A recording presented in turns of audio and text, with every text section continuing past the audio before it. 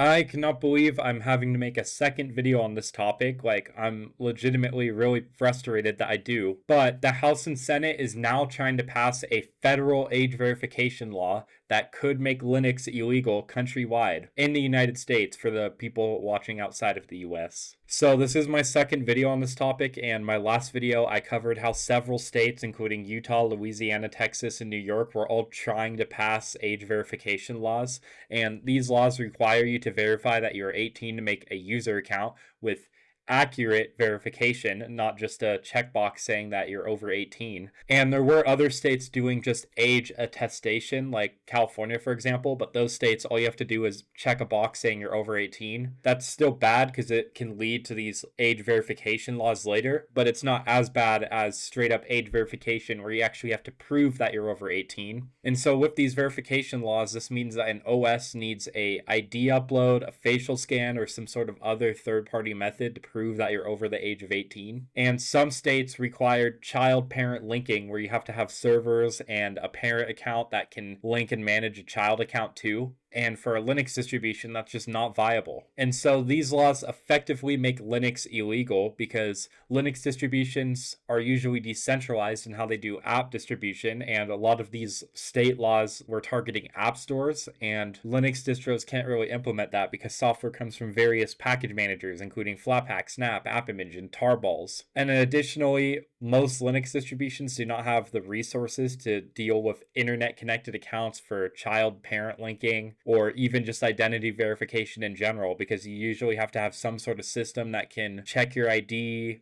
or verify your face, something like that. And then additionally, the majority of smaller distributions don't have any legal or compliance teams because they just simply can't afford them. They're a small distribution, or any money to pay third-party vendors for age verification. So these laws don't completely ban Linux, but it does make building a Linux distro basically financially unrealistic, and it kind of limits your distribution options to be all backed by giant companies such as Ubuntu with Canonical, Red Hat with Red Hat, and SteamOS with Valve. And it would basically completely get rid of smaller Linux distributions. Now, in my last video, I got a lot of comments saying that Microsoft is likely lobbying a bunch of politicians in order to pass this, but just from looking at it from a business perspective, I do not think that Microsoft would likely want this. People are saying that they're getting worried about competition from SteamOS in the gaming sector, and they're using this as a way to kill off SteamOS, but Valve could easily implement this into SteamOS because they're already using Steam, which is a proprietary platform,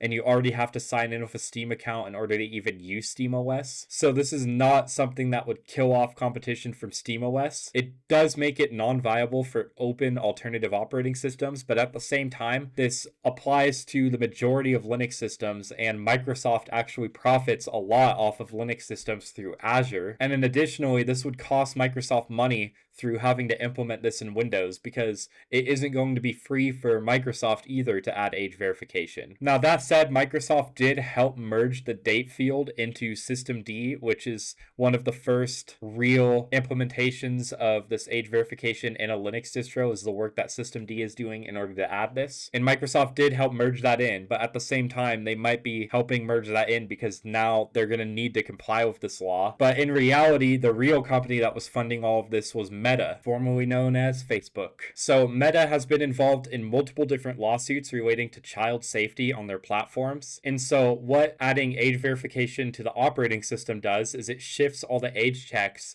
over to the other companies building operating systems, Apple, Google, Microsoft, and conveniently reduces the pressure for Meta to actually enforce this on their own platforms. Additionally, Meta profits off of data mining, and this provides a new source of data for them to collect with proof of whether or not the user is under or over 18. And with that, Meta has spent millions and millions of dollars in lobbying for these laws around the world. So there's this website right here, the TBOTE Project, and this did a whole investigation on all of the age verification laws happening around the world, including in Brazil and the United Kingdom. But I'm an American and I don't know much about those laws, unfortunately, so I'm not covering those yet. That may be a separate video in the future. But this website claims that Meta spent a record $26.3 million on federal lobbying in 2025, deploying 86 plus lobbyists across 45 different states, and covertly funded a group called the Digital Childhood Alliance to advocate for the App Store Accountability Act. Now, Meta wasn't the only one. This also states this operation extends beyond Meta, with some other organizations helping Meta lobby for these laws, including Snapchat, X, and Pinterest. And this also states that every opponent to this law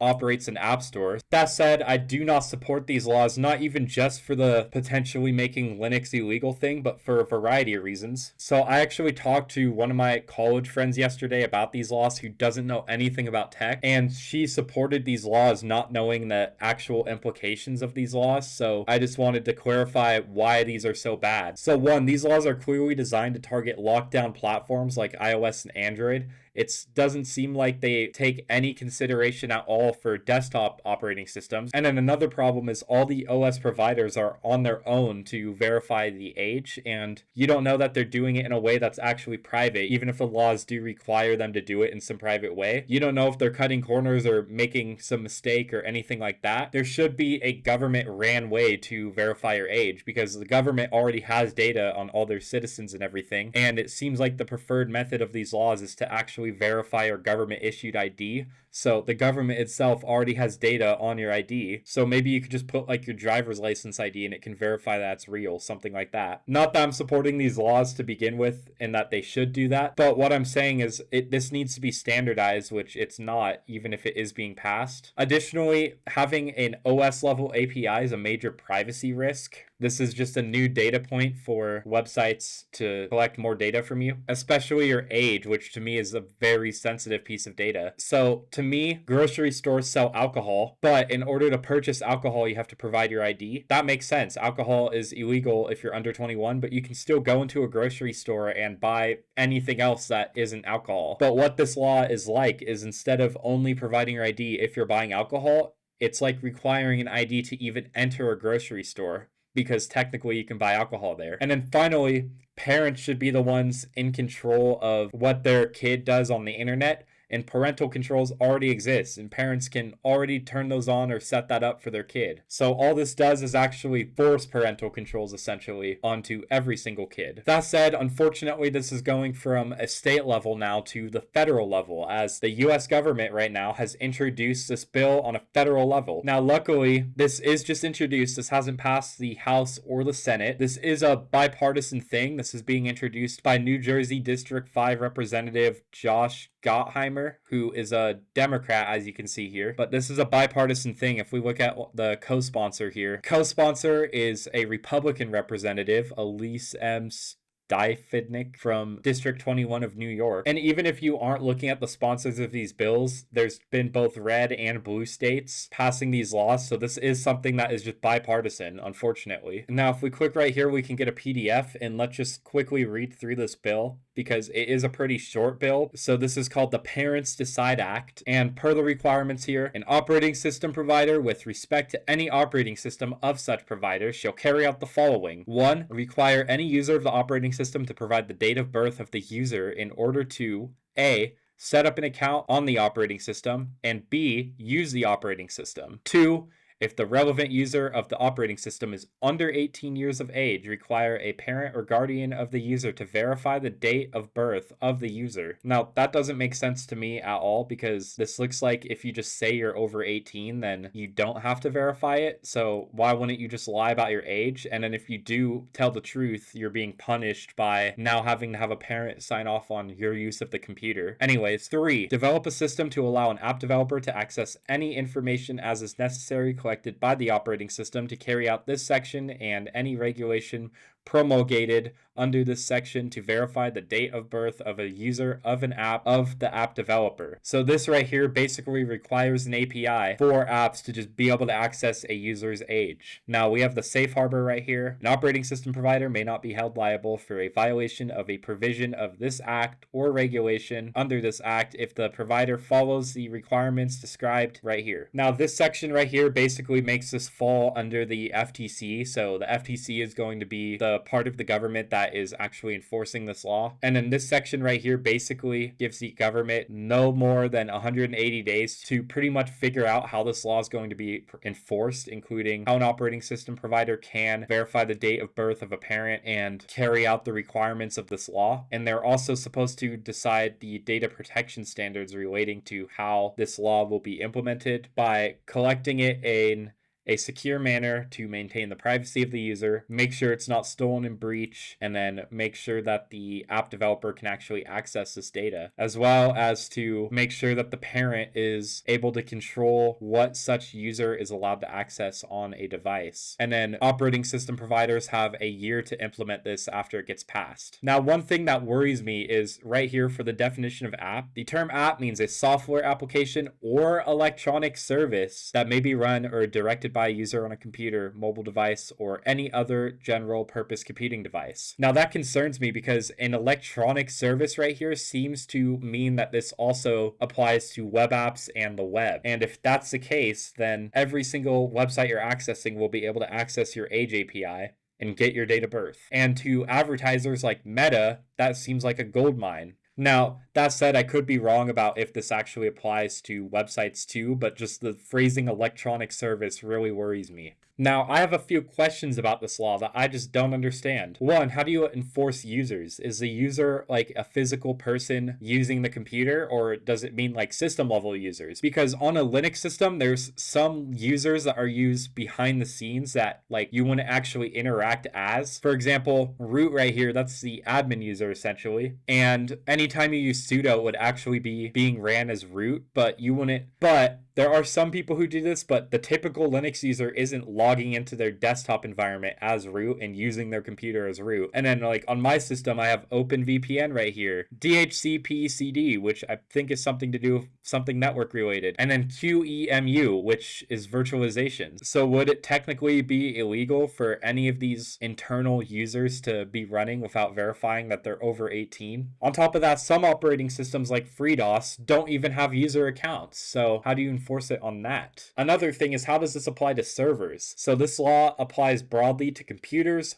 phones, and any other general purpose computing device. Now, servers are technically just a computer, so does server hardware count as a general purpose computing device? Most people would argue that it doesn't. Server hardware is supposed to be used as a server, but technically you can run desktop operating systems on a server. And then on the flip side, if I have a desktop computer that I wanted to turn into a server and I threw a server OS on that, would that count as a general purpose computing device, or would that count as just a server? So the requirements on enforcing this is just weird. And then another thing is this law even legal? I'm not a lawyer. My only experience is taking a semester of business law, but the First Amendment, which is Congress shall make no law respecting an establishment of religion or prohibiting the free exercise thereof, or abridging the freedom of speech or of the press, or the right of the people peaceably to assemble and to petition the government for a redress of grievances. And so the First Amendment protects access to lawful speech online under free speech, and adults over 18 may have limited access to free speech on the internet just by not having an ID, depending on how this law gets implemented into operating systems. So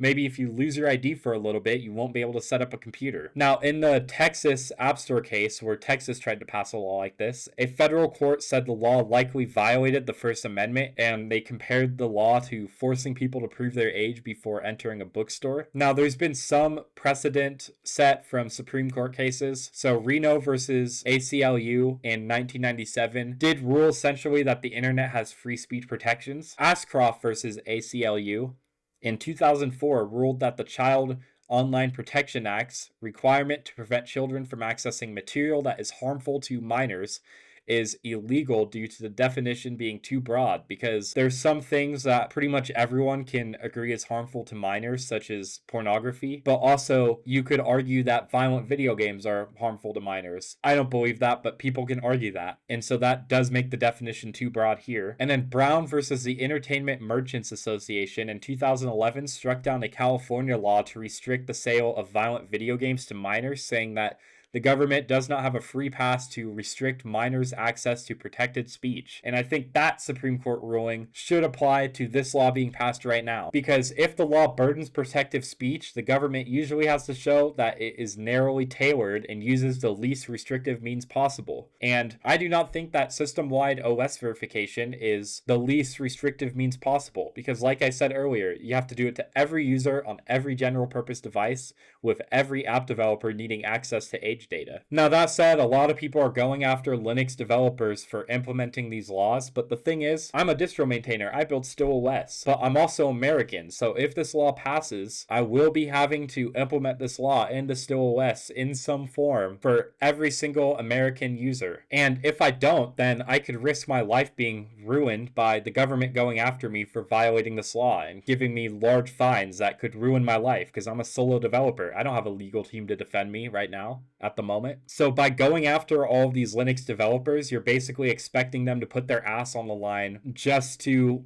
stick it to the government, basically. Now, I'm not going to say that you can't boycott any distribution that is enforcing these laws. Like, feel free to not use my distro stillOS because of this. But like I said, I'm not going to be putting my ass on the line to not enforce this on my OS. That said, there is something else we can do about these laws other than going after Linux developers for implementing it. So if you go to the bill, which I'm going to link in the description, you can click right here to contact your member and then just put your address and it will help you find whatever members you have. So instead of putting my real address, I'm going to put 12345 for the zip code, which is a New York zip code, I believe. And like I said, I'm not from New York, but as you can see right here, you have your senators for your state. So here are the 2 New York senators, and then it's giving you the representative for the district you're in. So if you click contact right here, it will give you some sort of way to contact your senator or your representative in the House. So I'm from the state of Washington. I'm just going to put Seattle right here, even though I'm from Seattle, but I'm not currently living there. So I will be putting my money where my mouth is, and tomorrow I will be writing both Senator Cantwell and Senator Murray for the state of Washington. And then without doxing where I'm living right now, I will also be emailing my representative too. With all that, it sucks I have to cover this again, but like I said, if you're American, you can do something about this, so please email your representatives. With that being said, if you want to watch my last video on this subject, you can right here. You can also help a broke college student out and fund me on Patreon, and I'm trying to hit 10K by the end of May, so you can help me do that right here by subscribing. And I'll see you guys in the next video.